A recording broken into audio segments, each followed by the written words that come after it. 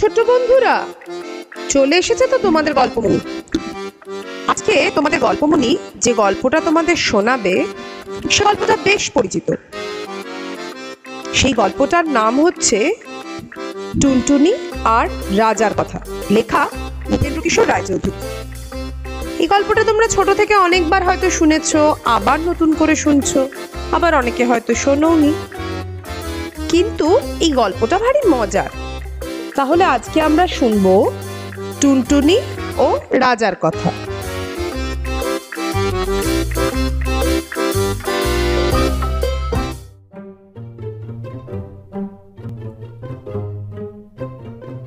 রাজার বাগানের কোণে টুনটুনির বাসা ছিল। রাজার সিন্দুকের টাকা রাজা রোদে শুকোতে দিয়েছিলেন। সন্ধ্যের সময় তাঁর লোকেরা তার একটি টাকা ঘরে তুলতে ভুলে গেল। টুনটুনি সেই চকচকে টাকাটা দেখতে পেয়ে তার বাসায় এনে রেখে দিল আর ভাবল, ইস, আমি কত বড় লোক হয়ে গেছি। রাজার ঘরে যে ধন আছে আমার ঘরেও সেই ধন আছে। তারপর থেকে সে খালি এই কথাই ভাবে আর বলে, রাজার ঘরে যে ধন আছে টুনির ঘরেও সে ধন আছে। রাজা তার সভায় বসে সে কথা শুনতে পেয়ে জিজ্ঞেস করলেন, হ্যাঁ রে, পাখিটা কি বলছে রে? কিন্তু পাখি তো চুপ করার নয়। সকলে হাত জোর করে বললে, মহারাজ, পাখি বলছে আপনার ঘরেও যে ধন আছে ওর ঘরেও নাকি সেই ধন আছে। শুনে রাজা খিলখিল করে হেসে বললেন, দেখ তো ওর বাসায় কি আছে। তারা দেখে এসে বললে, মহারাজ, বাসায় একটি টাকা আছে। শুনে রাজা বললেন, সে তো আমারই টাকা, নিয়ে আয় সেটা।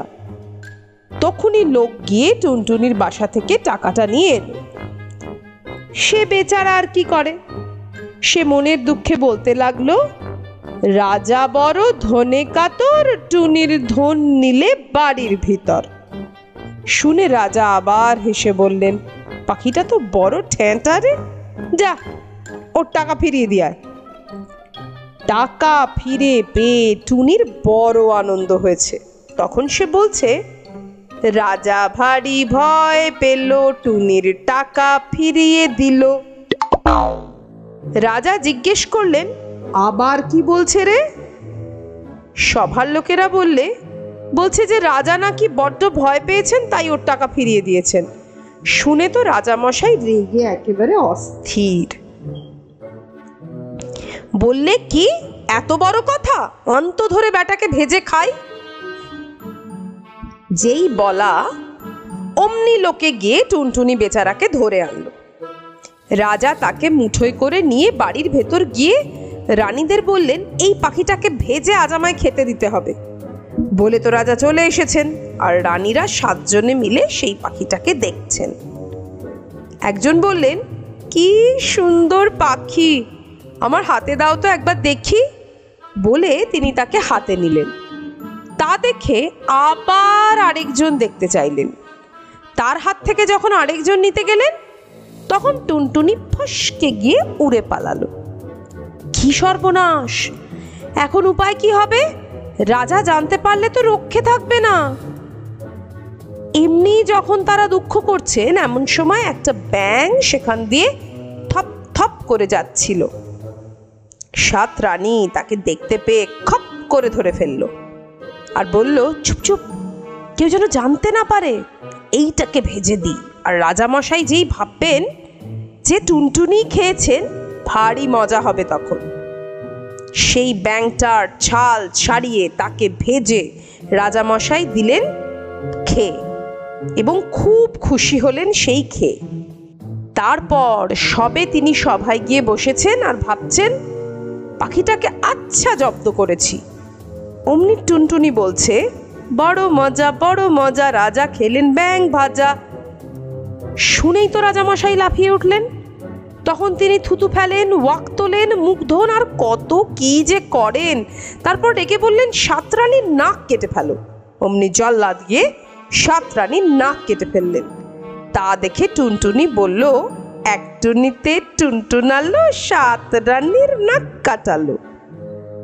তখন রাজা বললেন, আন ব্যাটাকে ধরে, এবারে গিলে খাবো, দেখি কেমন করে পালায়।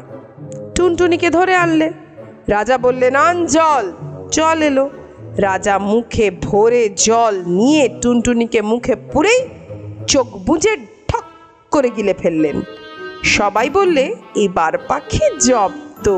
বলতে বলতেই রাজামশাই ভোগ করে মস্ত একটা ঢেকুর তুললেন। সভার লোক চমকে উঠল, আর টুনটুনি সেই ঢেকুরের সঙ্গে বেরিয়ে এসে উড়ে পালালো।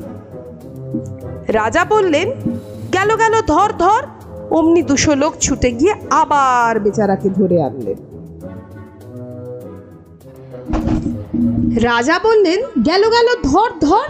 অমনি 200 লোক ছুটে গিয়ে আবার বেচারাকে ধরে আনলেন। তারপর আবার জল নিয়ে এলো, আর সেপাই এসে আরো তরোয়াল নিয়ে রাজামশাইয়ের কাজ ঘেঁষে দাঁড়ালো।